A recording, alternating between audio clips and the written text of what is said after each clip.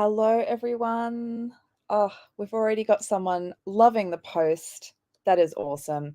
Welcome to Queensland Poetry Festival Verse Novel Poetics, this year's Story Verse Queensland Poetry Festival.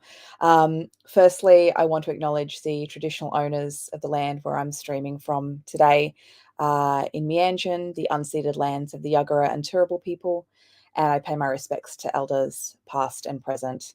And I also extend my acknowledgement and respect to the lands where other people might be watching this stream from. Please feel free to put in the chat whose land you're on today.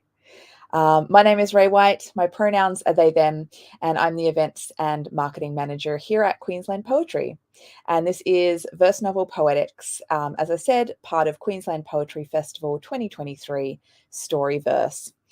Verse novels take readers on a narrative journey via poetry and are especially popular with middle grade and young adult readers.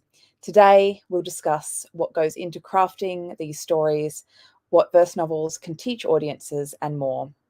Today, I'm joined by Zana Fraillon, Rebecca Jessen, Kirli Saunders, and Pip Harry, who will be chatting with me about all things verse novel. So firstly, if I'll introduce everyone and bring them onto the stream. Zana, hello. Rebecca, Pip, Kirli, lucky last. Alrighty. If you want to introduce yourselves and maybe let me know, a bit about your work in terms of verse novel poetics. Zana, did you want to go first? Sure. Hi, everyone. My name is Zana Fraillon, and I'm living, and I've done all my work on the lands of the Wurundjeri people. And I'd also like to pay my respects to the custodians, past, present, and emerging. The first novel I wrote was The Way of Dog, which came out last year, and I'm currently working on another verse novel at the moment as well.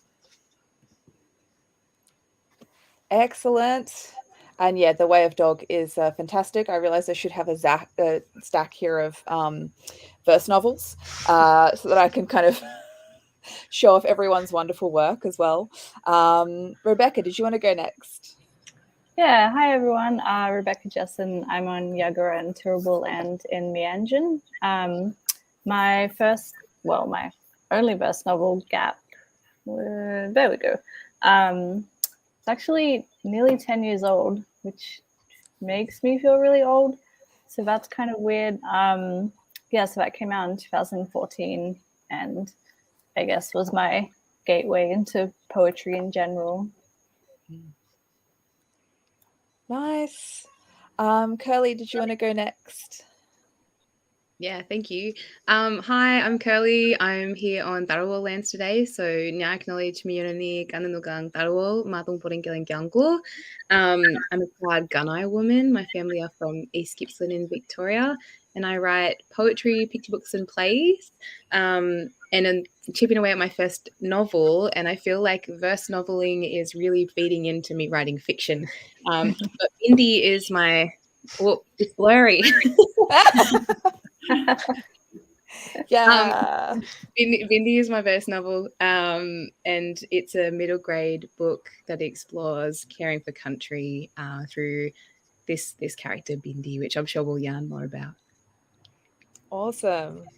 And Pip, lucky last.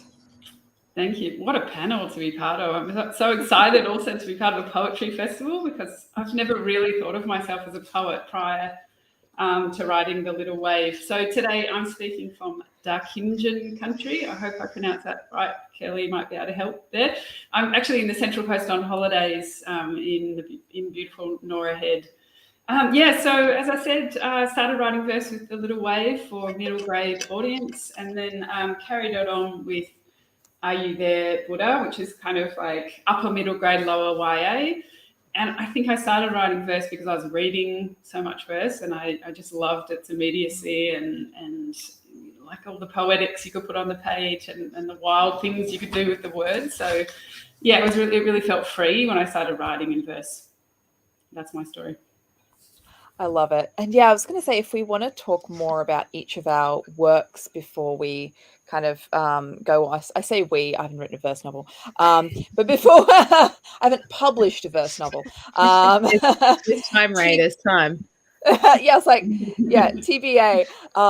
But yeah, if you want to like let me know, the audience, about like each of your amazing books, and you know, I guess what went into writing them, that would be incredible. I was Yeah, gonna I did say, realize as the panel went round that I'd said the title. Surely that's all we need, right? I mean, okay, we'll it's rewind. an We'll start that incredible again. title. That's right. Like I spent hours on that title. Okay, so The Way of Dog is a middle grade novel, and it actually came to me. It follows the adventures of this very gorgeously illustrated dog, illustrated by the amazing Sean Buckingham, who just got the character of the dog so perfectly. And there are illustrations throughout as well. And it follows the adventures of Scruffety, this dog who starts off in a puppy farm, and he's kind of becoming the oldest dog, and no one's picking him, and it's, you know, life's on the edge. And then he gets rescued by a boy, and they begin their adventure together, but then they get separated. And it's sort of the life, I guess, of Scruffety and the different people he meets along the way. And how, and not just people, I should say, animals as well, who he meets along the way. So when Scruffety kind of wandered into my studio space, I was deep in the middle of another book, and his voice came very strongly to my head, and it was always a verse novel voice.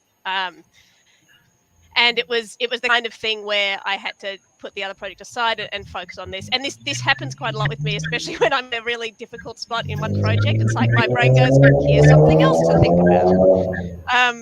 So I think the verse novel voice came possibly from when I was growing up. My parents used to take me, or sort of drag me along, really, to a lot of what were they? They weren't festivals. They were sort of, well, I guess they were spoken word events. And there were lots at Montsalvat and Heidi, which were kind of these artist communities in Nam. And we would go along to these, and it was these whole day events. And, you know, as a kid, I was just running around and playing with other kids and climbing trees and stuff. But there were these voices all around us, you know, and it was kind of like going to a music festival and just soaking in the music. But I was soaking in this spoken word. And so that was like my first introduction to poetry and spoken word. And that was the voice that Scruffety, you know, spoke in from the very beginning.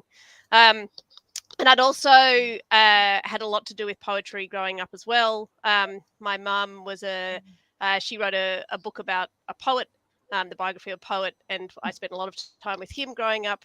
And also when I first got into teaching, and I was an aide in a classroom and working with these kids who had, you know, real difficulty with literacy. And we took them to a slam poetry competition. And I just watched as these kids' faces lit up, and they were desperate to get these words on the page. You know, they were really excited suddenly by words and the power of words and how they could, you know, use really simple words to tell their stories. So it's a very powerful form that I've always, you know, felt part of. And it's a joy to write. And I found, you know, once I started writing Way of Dog, it's really hard to get off it once you get into that rhythm. So that's where the second book's come along. And also my PhD has a lot of kind of spoken word poetry in there. And I'm trying to do my critical in spoken word poetry as well. I'm not sure if I can pull it off, but maybe a bit. I love that. Wait, does that mean there's The Way of Dog 2 coming? Is that no, it's completely separate. So it's not okay. It's not a follow-on. Although someone did suggest I could do The Way of Cat, and then I kind of just saw, you know, a whole I could have a whole world, right? That could be, look, that's endless, like endless characters. I was going to say, like, in that instance, like, would, you know, another character have like a verse novel kind of voice? Like, I was wondering, like, in terms of Scruffety, like, is there, like, was there a reason that he had that kind of, that verse novel voice, like that you knew it was going to be a verse novel?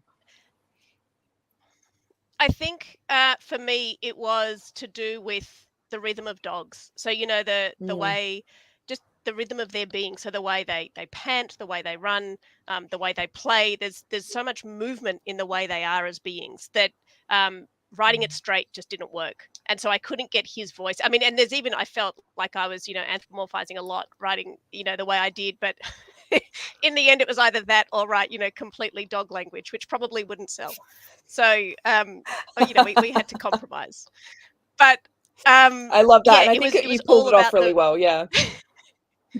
yeah, thank you. It was all about the rhythm, and and I did spend a lot of time following my dogs, looking at. I've got 2 dogs, so we'd take very long walks, and I'd look at down low, sniffing trees with them. I don't know what the neighbours thought. We were in lockdown, so it was fine. But it was a lot to do with how a dog sees the world, and and sometimes English words just didn't fit, so I had to make words up, which I really enjoy doing anyway. So I love that, and I think that's one of the beautiful things about verse and about poetry is that how versatile it is in being able to create voices and to sort of really embody characters that little bit more maybe than prose. Yeah. yeah, and I think sorry. No, There you go. Go on. I'll come back to it. I was just going to say, I think it's Zana, totally go for it, and then you go, and then I'll pass to Rebecca. Okay. It's interesting with the second verse novel that I'm doing now. I started off writing it completely in verse, and then I realized that there wasn't a reason behind some of these characters speaking in verse. So I've switched them back to prose. And it was really, one of the characters starts in prose, and then as he becomes panicked or frightened or whatever, it breaks off into verse. So yeah, I found that when I just tried to write it all in verse, it didn't feel right either. So yeah, it's interesting. I love that hybrid mix, and the idea of that panicked voice. It's really interesting. I love books that do that. So I'm very much looking forward to reading that. Rebecca, did you want to tell us about Gap and why verse and all that kind of jazz? So Gap, it started off as a short story but told in verse as a university assignment 10-11 years ago while I was in undergrad, and the assignment was, I guess, to write a short story in a particular genre, and so I picked crime, and so the book itself is, I guess you would describe it as crime/thriller, classed as adult, but I guess it does have some YA crossover except for some naughty words, so I guess technically probably wouldn't be allowed kind of in schools in that sense, but definitely I feel the voice would appeal to younger readers. So it follows the main character Anna, who we find out at the start of the book, so this isn't a spoiler, that she's killed somebody and she's kind of in a bad spot, and it's sort of I guess the book is told from her perspective, and she's looking after her younger sister, and she's got this relationship with the detective on the case. So it's kind of quite complicated in that sense. But it's very much told, I guess, sympathetically, and I guess trying to unpack some of the nuances around her life and how her life has turned out to be this way. So definitely touching on a lot of issues with class. And so it started as a short story, and was very much kind of influenced by Dorothy Porter. This book wouldn't exist if I hadn't read Dorothy Porter, which was probably I think as an adult, one of the first, The Monkey's Mask was probably one of the first books of poetry that I'd read. I came across it in a secondhand bookshop in Sydney, tucked away in the queer section, and I just opened it and I was intrigued by the cover. I opened it and I was like, wow, this is amazing. took it home and like, you know, just completely changed my life. Yeah, like I just can't overstate like how much it's like Dorothy Porter's work is just hugely, like I don't even know like what kind of writer I would be if I hadn't kind of stumbled across her. I think like, and turning to verse novels, like I, you know, hadn't really written in school. I hadn't like enjoyed poetry in any way. Like I'm sure some other people have that experience in high school of where, you know, we're reading a lot of dead white men and like you don't, like it's not relatable. Like, you know, you're a young teenage girl, like you're like, I can't relate to this. Like, you know, the language is weird. And so I just thought poetry's not for me. And then I read Dorothy Porter and I was like, oh, maybe poetry is for me. Like, I think that's the first time I ever like saw possibility like for myself to be represented in literature. And so, yeah, that was huge. So fast forward from, you know, reading The Monkey's Mask and obviously writing something heavily influenced by Dorothy Porter. And then so it started off as a university assignment and then it entered into a short story award and won, even though it was written in verse. So I was like, oh, okay, they'll either like read this and be like, no, that's not a short story, what are you doing? Or like maybe they'll like it. And it turned out they liked it, so that was great. Thank you, judges. And so, but like the short story kind of form of this was like basically the first part of the book, like part one of Gap was the short story, and I like it could have ended there really. But then after winning the prize, I felt compelled to kind of keep going with the story. And like where the first part had taken me like a few hours, like very late one night to write, the rest of the book took, much longer because then I was like, oh, it's a book now. Like it has to do something, I guess, like books do something. I don't know if there's a plot, and then like it has to have an ending because people have expectations about endings. And so I like really agonized over the ending, and I'm sorry to readers of Gap who don't like the ending, but like trust me, I had a lot of options and I just had to pick one. It's like you just like, it's that thing of like people, like no one's ever going to be happy with the ending of a book, I think, because it's always like it could go this way or it could go that way, and like they're all like all of them made sense, but I just like I wanted to pick an ending that like felt authentic to the characters. And so I think that's what I did, which turned out not to be a neat and tidy ending.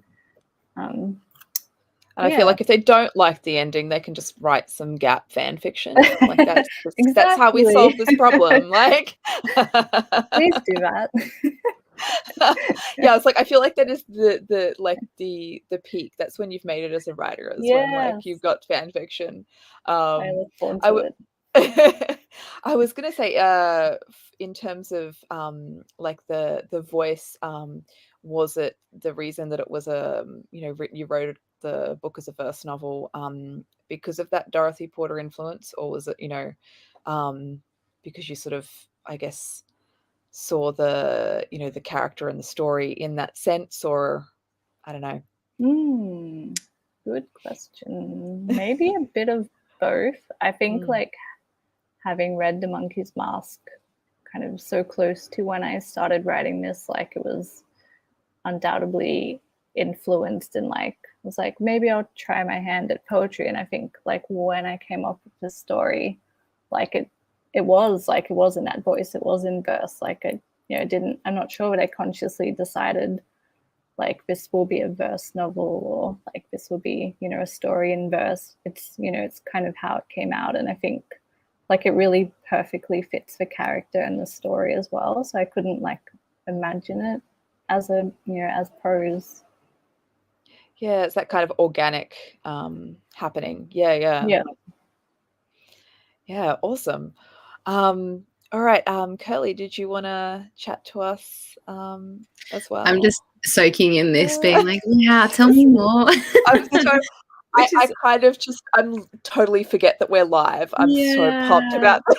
Yeah, and I love this about panels, right? You know, you get a bunch of writers in a room who you admire and respect. Like, I've read your work, and yeah, I just love that. It's nice.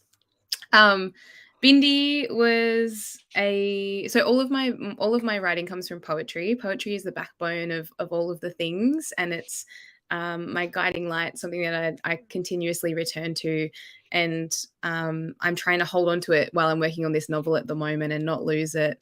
And I'm reading lots of writers who do similar things, like Tara June Wench and Helena Fox, and yeah, I think Bindi was also a pandemic book. I was writing and locked away at home, and at the same time we had bushfires on Pop's country, Nan's country, the country Mum was born on, the country I was born on. And I had written sort of 3/4 of Bindi and just chucked the draft out and started again from scratch, because I wanted to create a book that was responsive to the climate and eco grief that our young people were facing. And so, yeah, Bindi is this story of an 11-year-old girl, Bindi, who's growing up on Gundungurra country. She speaks Gundungurra language, and it's woven throughout the book. She plays hockey. Her team loses every week. She rides horses. And she's also planting sheoaks for the glossy black cockatoo, which are an endangered species in the town that she lives in, with her elders. And it follows an 11-year-old kid's kind of day-to-day adventures, and also her experience of the fires that rip through her town, because fires do affect these glossies, these beautiful birds.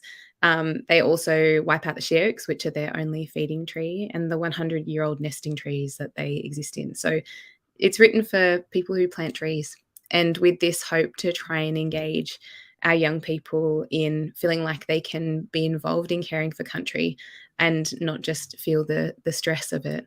It also is very autobiographical, as I'm sure most of our works are, because I grew up on Gundungurra, Nura, and we had fires all the time. You know, I remember them creeping up over the hill behind our property. The names are changed, but they're all based on friends of mine that I grew up with, or my siblings. And I guess where Bindi is a little bit different is that I wasn't raised with language, but I would love for our kids to be able to learn language and access language in the same way. And it comes with a word list. And those words were taught to me by Auntie Velma Mulcahy, who sadly passed away last year. She's my pop sister and was a really incredible language teacher. And also Auntie Sharon Halls, who's teaching language, and through her the work of Jim Barrett and Trish Levitt, who's another language teacher up home and a custodian. So yeah, it's been it was originally a poem, a very full-length poem, which was submitted for the Daisy Utamara Award, and it won. And I got the call from Magabala saying, "Hey, you know, you've won this award." I'm like, "You guys again?" And they're like, "No, you've won, Curls. It's won the Western Australia Premier's Literary Prize. Like, you need to come write this book." And I'd also, got a copy of Ruby Moonlight by Ali Cobby Eckermann and just sat down and began to pour out these poems and mapped a rough arc, but really just trusted that the story would unfold. And it's gone on to win in most states' literary awards. And it's the first of my books that's had that kind of accolade and award recognition. And I still pinch myself all the time that Bindi, a verse novel, is a book that's been so wildly successful. And I think it is because it reaches readers that usually books skip. And there's something really powerful for me in poetry being the vessel and the avenue for particularly First Nations kids who maybe don't feel as confident to pick up a full novel, but will pick up a poem and read a poem or two and see the narrative arc and feel like they're part of this story, and then will continue the next day or the day after. And I think that's the audience I really want to write for, is our kids who are growing up on country, who are experiencing these things, who, you know, are widely behind in literacy outcomes in the classroom, but also who are just day to day. You know, they play sport, they hang out with their mates, they go down bush. I wanted to write for those kids too. Yeah. And I love that what you said about accessibility as well. Like, I think that when I'm, having like a day where I'm like, look, I want to read something, I want to feel like nourished by poetry, but I don't know what to read that will do that, and it's usually as a verse novel. Yeah. I think that's really, really interesting. Yeah. And I think it does sort of carry, that like kind of voices for young people. It's really beautiful. Yeah. And I Yeah. like what you said before, Beck, about, poetry being written by dead white guys. Absolutely. And it was still the only thing in the classroom that I actually wanted to read. Poems when I was at school. Yeah. Mm. Yeah. And do you think with Bindi that the fact that you said that poetry is the backbone of everything that you do, like, do you think the book would have been anything else other than poetry, or it was always going to be? Yeah. Yeah, I mean, it was always going to be poetry, but my picture books are sort of one long form poem, whereas I feel like this is a stream of poems that feed into each other in a narrative arc. And I think that is where it differs from the picture books that I write, and also where it will differ from the fiction. And I suppose plays that I write still take those poetic monologues and weave those in.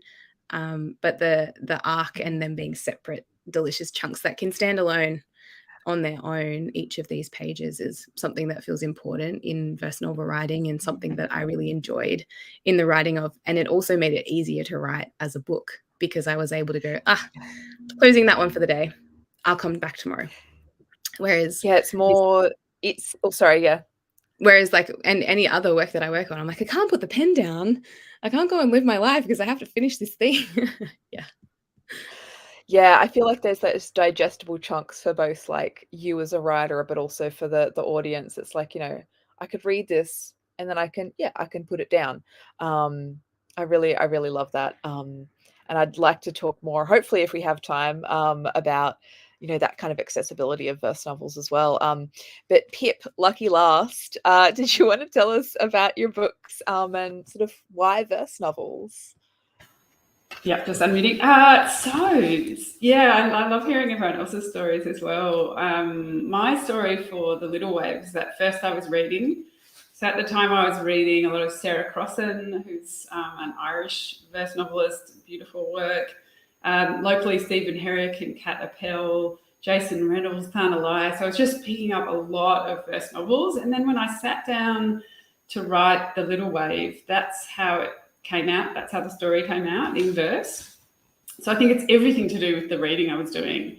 So I was sitting on a beach in Kirli, which is near my home on the northern beaches, and I saw this group of kids run onto the beach. I just had a swim.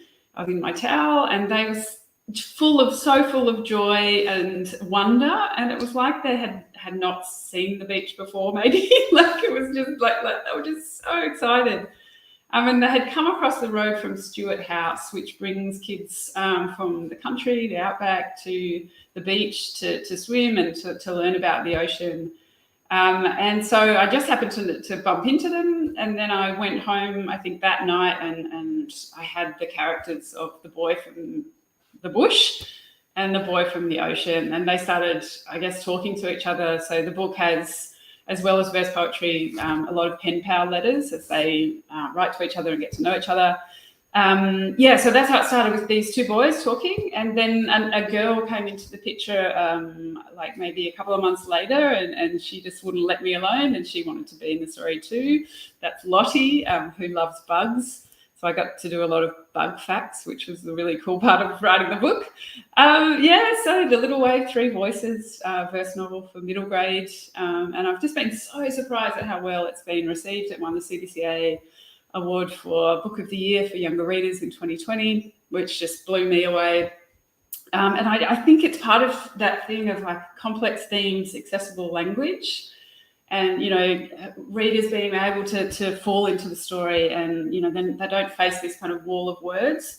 The language is really playful, and they love it. So yeah, I've had so many letters from all over Australia, kids just really enjoying verse, I guess. Yeah, it's exciting.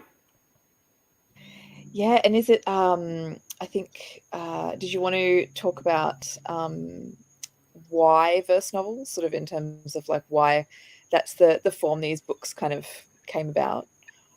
For me, I think it's Yeah. the immediacy of the language. And at the time, I'd written 3 young adult novels, Because of You, Head of the River, and I'll Tell You Mine. The first 2 novels actually had really dark black covers, and they were really quite weighty and serious. And, I think went up to like 75,000 words. And I just really wanted to be playful again with words and have fun or something. And I just saw an avenue to do that with verse. I can do that. I can play. I can put the words where I want to. And I think in the first draft, the character of Lottie had all lower capped speech completely because she was quiet and wanted to be small.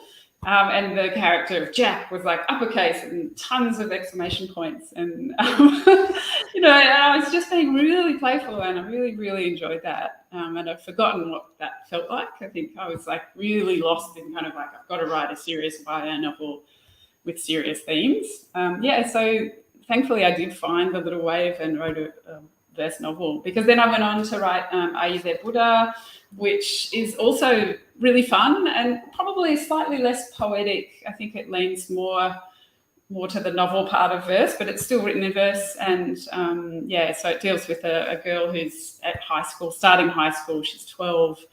And it riffs a little bit on Are You There, God, It's Me, Margaret, written by the great Judy Blume.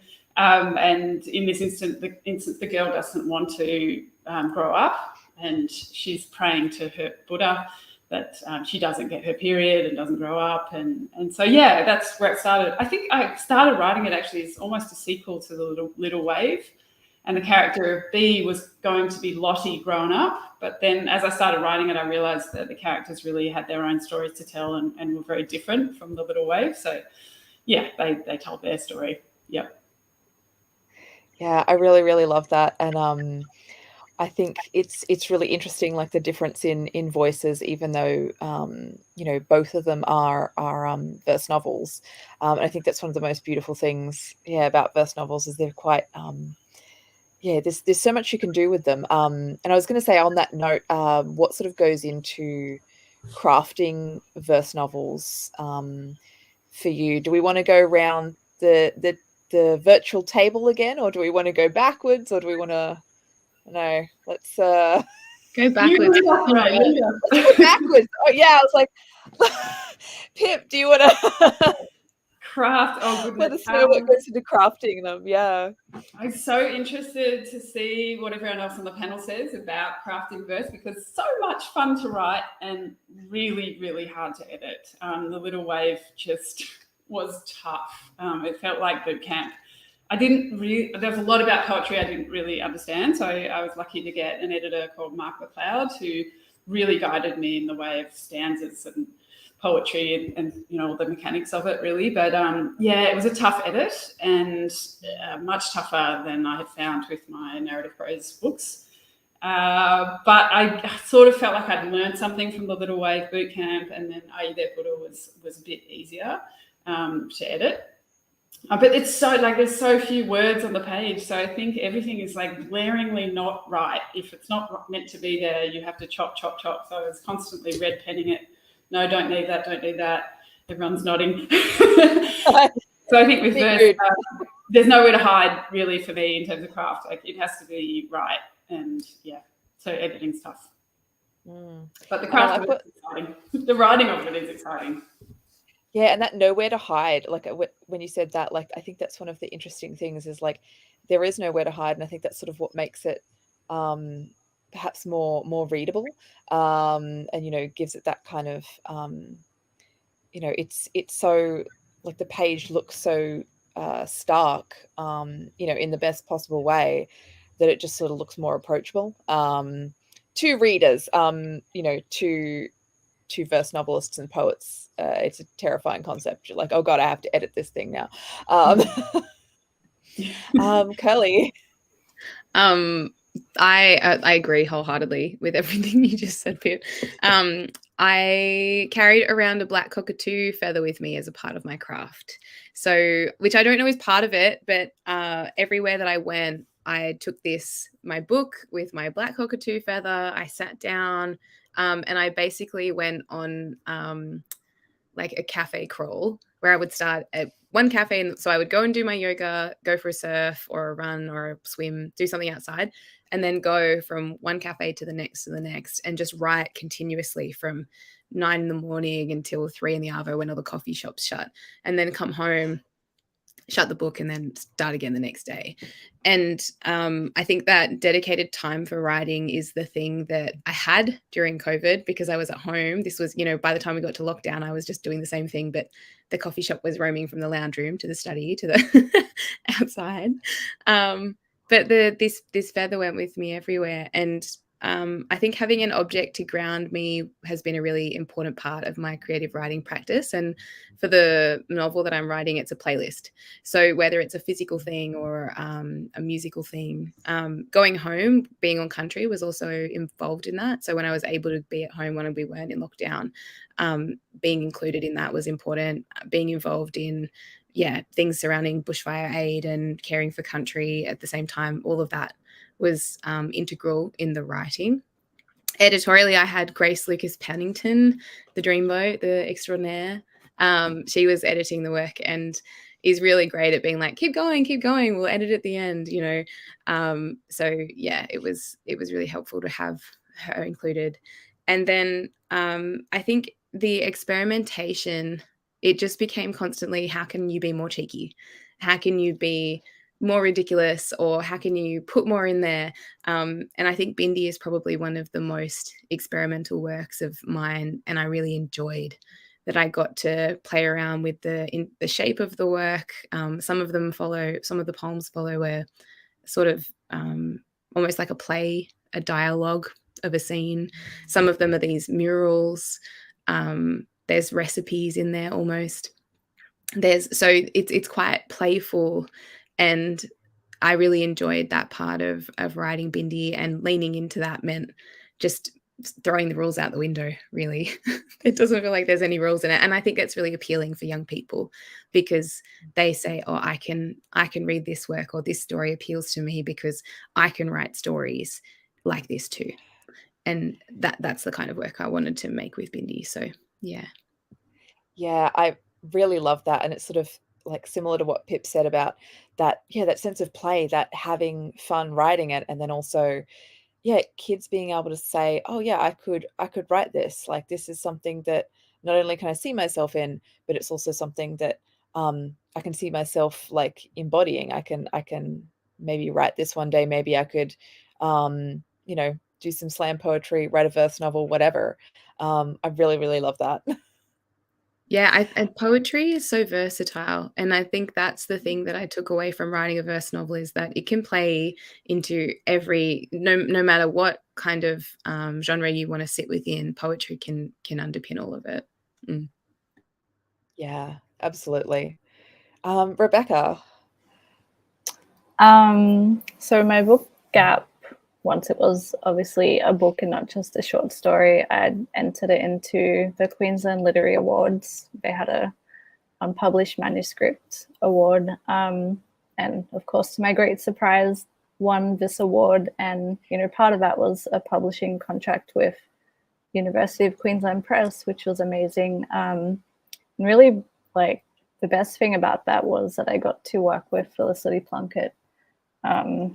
My first editor.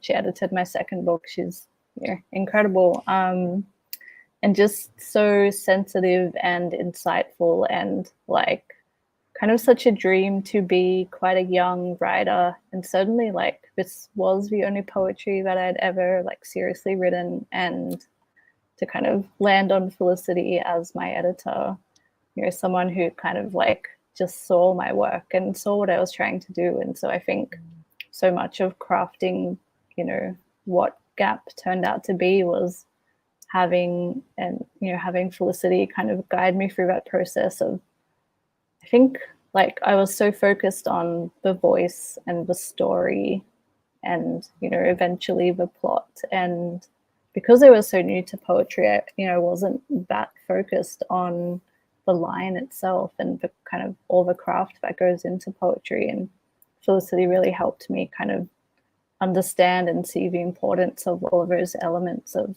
you know, crafting a poem and how that works in a verse novel. So yeah, I just learned so much about, you know, writing poems from that editing process, and I feel really lucky for that.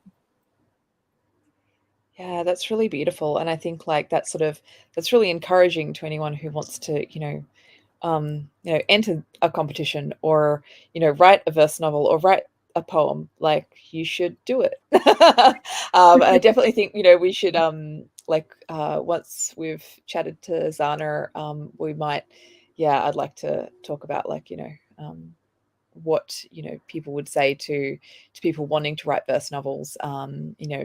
Encourage everyone watching. But Zana, did you want to tell us about what went into crafting your book? Yeah, it's one of the things with the Pip said early on about the one of the beautiful things about verse novels being able to really work with the words on making sure that each word is pulling its weight. And it's one of the things I love about writing picture books is because there are so few words, I get to really concentrate on the words at an individual level and make sure that each one is it's doing everything it can. And so one of the things I used a lot of was the Power Thesaurus app. Such a good app, which is basically like a really good thesaurus.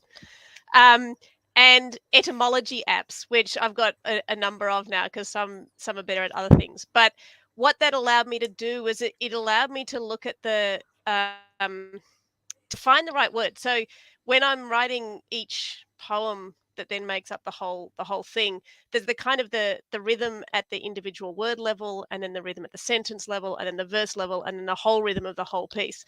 So often I'll have a word that works perfectly fine and gets the meaning across, but it doesn't fit in these other ways. So I spent a lot of time, especially in editing, like polishing the words, I guess, and finding, the perfect word.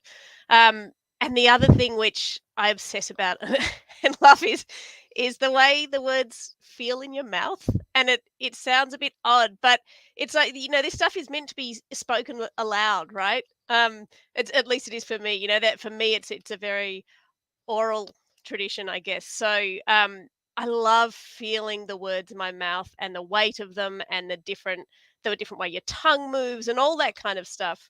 And so then it was to do with, well, what word makes your mouth feel right? What word sounds exactly right, or what word feels right as well.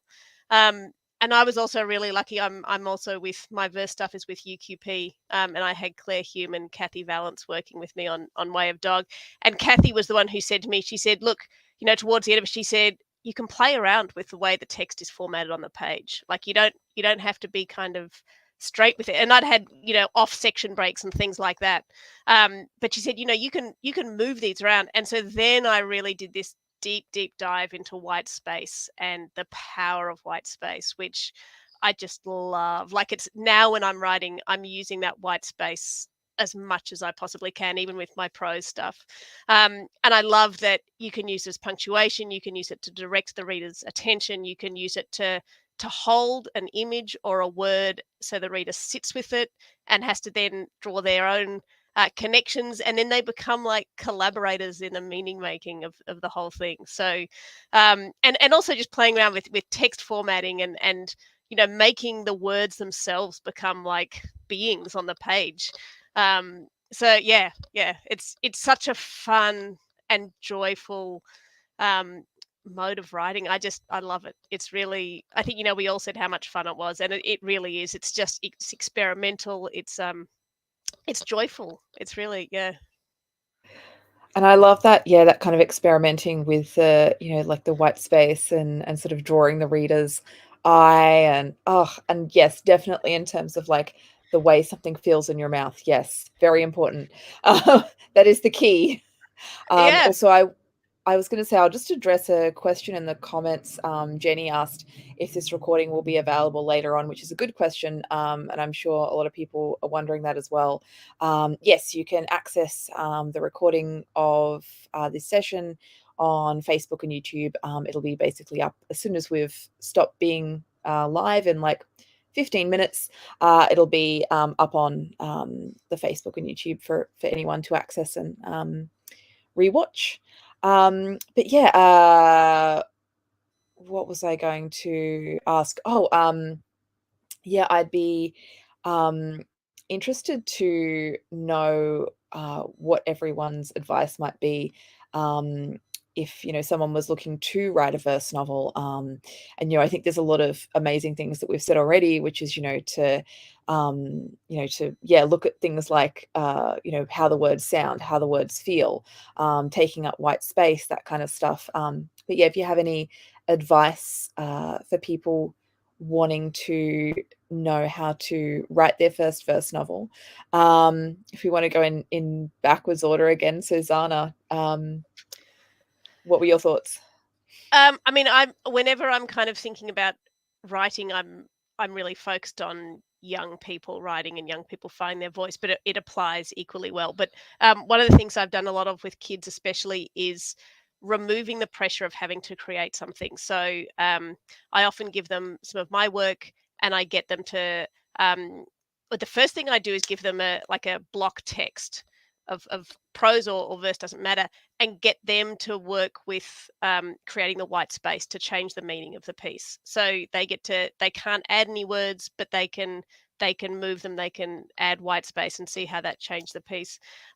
Or getting the text and rearranging it, or taking a little bit of text and then flowing on from there. But poetry is a really accessible, as we've all said, it's a really accessible medium because it can be anything. It can be a single line, it can be a whole book, or anything in between, and there's no wrong, there's no right way to do it, there's no wrong way to do it. And I think that's one of the things that verse novels really show, is that it's such a diverse beast. And it's kind of like, especially verse novels, they're these sort of liminal beings, they hover between all the boundaries. Are they prose? Are they poetry? Are they graphic novel? Are they, it's no one quite knows. They're really hard to pin down. And I love that. I love that you can do that and play around with it. So, I mean, my advice would be read a lot of verse novelists, and there are so many now. It's really becoming a thing, as well as poetry, and listen to it spoken, listen to spoken word, listen to slam poetry. For young people, slam poetry is a really good way to get into it.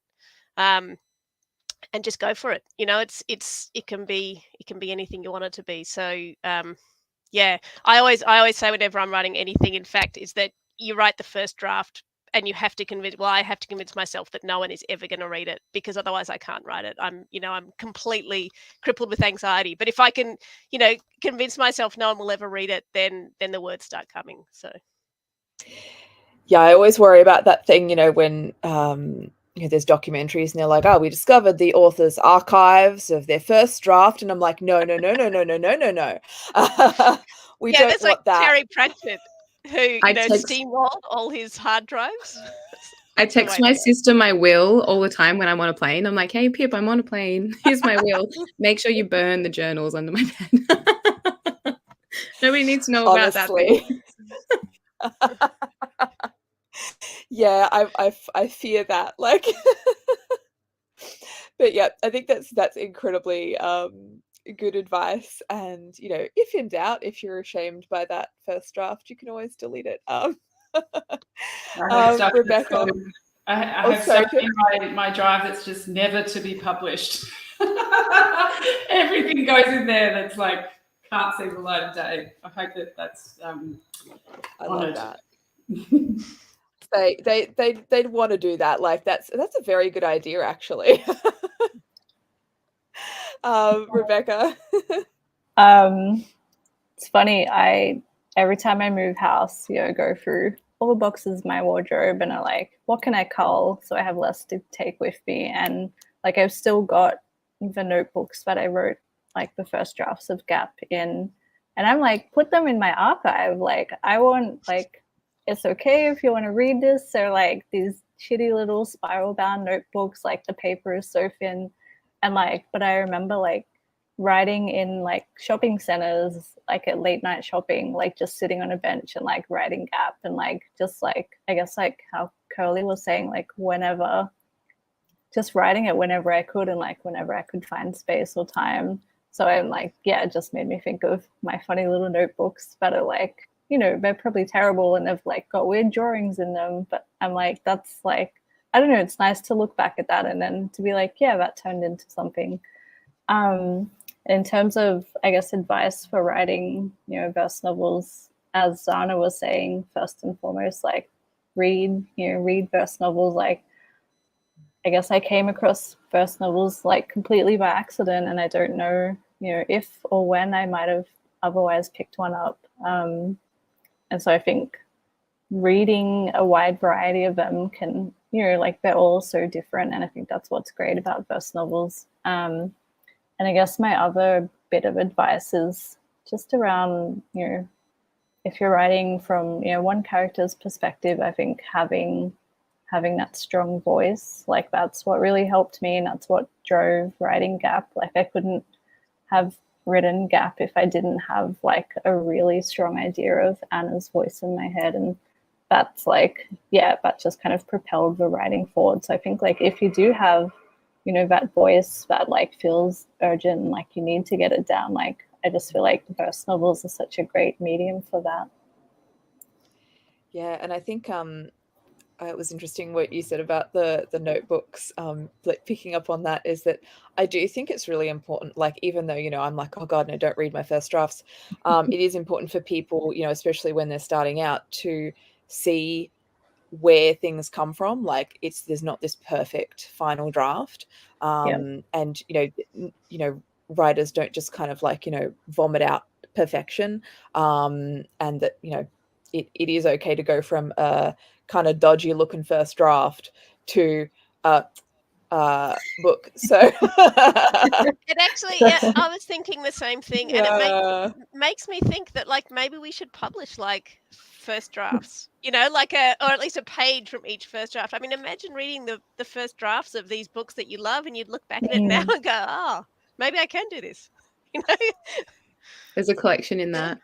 Yeah. For me, it's to make sure that I am writing. So I think this like sitting down, making time to write is really important. And I'm saying this out loud as a pitch to like get writing for myself, that I need to, I've got deadlines, I need to sit down and do some writing. I think also the Thesaurus app is so good. The Near Rhymes, like using a Near Rhymes browser where you're looking for a rhyme or a near rhyme and just what's the near rhyme for oranges? You won't get one, but you'll get something similar. And something like that is really helpful for being able to pick those internal rhymes when you're just absolutely stuck and you can't. And sometimes they're terrible and you chuck it out and you start again. But things like that can be really helpful. Reading and rereading out loud is helpful. I use Otter, which is, you know, a voice, what's the word where they write it for you, transcription app. And that's helpful because it will catch my audio while I'm talking, and then I can go back and edit it. I speak like a blackfella, so sometimes my words don't get picked up and I've got to go back and re-edit that. Doesn't work for us yet, which I'll have to have a word with the creators. But I think also even that, knowing that there's ways that I colloquially yarn with my family and trying to mimic those in the way that text is laid out on the page is an important way of building character and thinking about how these young people who are written about in the book would be perceived or would be feel mirrored. I don't know if you can hear the sounds coming from outside, but there's someone revving a good car. Get it? It's their expression of poetry and creativity. Yes, I love that. It's poetry too. I'm talking quickly because I want people to be able to have heaps of time to answer this question too. The only other thing that I found really helpful was this was the first time that I keep coming back to that narrative arc that this story being joined together by a series of poems. This was the first time that this had happened for me and not just in a long form poem. And so I sat down, mapped out a rough arc on a great big piece of butcher's paper, drew it up, split that up into 60 or 45 or 80 poems, however many I was going to use, and then split that into 3 sections and mapped within each of those poems the arc and mapped within each of those sections the arc, so that there would be this rising, falling action that would pull people and propel people into each story and into each poem. And that felt like a really important part of mapping out a verse novel versus mapping out a picture book, because it was this connected series of works. Yeah, that's phenomenal. And I think that yeah, if folks are like wanting to, to write something like that, that mapping is so incredibly key, because it's something that you can't see just by, looking on a Word document or whatever. It's really beautiful. There's lots of science about actually handwriting things, and I keep coming back to, again, reminding myself, handwrite the stuff, come back and transcribe it later, especially for your first draft. Yeah, I love that. Pip, lucky last. Yay! Is it already nearly an hour? That went so quickly. I know. Let's do this again. Yeah. First novel Poetics 2.0. Yeah. In terms of advice, I mean, everyone's given such brilliant advice. But for me, it's just don't wait. Like, an idea is just this like fragile thing that you have to grab and hold and get down on the page quickly. So I sometimes, I just wrote a picture book, but I got the idea for the picture book when I was having a body surf. So I came immediately out of the water, grabbed my phone and wrote it into notes. Just put it down on the page as soon as possible. And also for kids, I always tell them don't rhyme. I think that's just super important for them as they get into writing verse, that they are unlocked from having to find the words that rhyme, and they can just write. Yeah, so I always find that's really helpful. What else? And there's no such thing as writer's block as well. A lot of kids get caught up, especially like teenagers. They go into high schools and they're like, I've got writer's block. And I'm like, no, you don't. You just, as Kirli said, you just have to sit down and write, and the words will come. They will. Especially with some chocolate on hand and things like that. A nice cup of tea. Yeah, and I think that's a really good point. It's like, even if you're just, writing and doing, exercises that are, like, blackout poetry, anything that kind of sparks the imagination, and then, that might not be what you wanted to write today, but you're still writing and you haven't got writer's block. And I think that's really important. Yeah, I think Margo Lanigan said it really well. I met her once and we were talking, and she said, you can't tell the difference between the stuff that you wrote when you didn't want to write, when it was an effort, and the stuff that felt, like you were really in the moment and it was really flowing. You often, when you go back and read over the draft, you don't know which one is which. So just write. Absolutely. Yeah. I used to write. Zana, Yeah, I used to write when my kids were either like napping, or I had to pick them up from kinder, and there'd be like 10 minutes and just be like, and they were my best words, like without questions, like, got 10 minutes, I got to get this down. And every time they were great. What I was going to say though was that my other favorite tool are sticky notes, to both do the mapping that Kirli's talking about and just like writing down notes or like moving things around. Sticky notes are the best. And a parking lot. When you do make a Word document, put parking lot at the bottom, and just park anything that you're like, I don't know where this goes, parking lot. And then you can come back to it because it's still parked there. Like, I have parking lot poems at the bottom of every poetry collection that I write. And like, they're the ones that maybe they're the graveyard. Maybe there's like one line in it. But maybe it's good and it ends up being in there somewhere. So, and then you don't have to feel like you've got to cull anything. It can still exist. It's just in the parking lot. Yeah. I like that. Also, parking lot poems is like a brilliant name for a collection. Also. We should do it. We should go to a parking lot. The collection of the first drafts.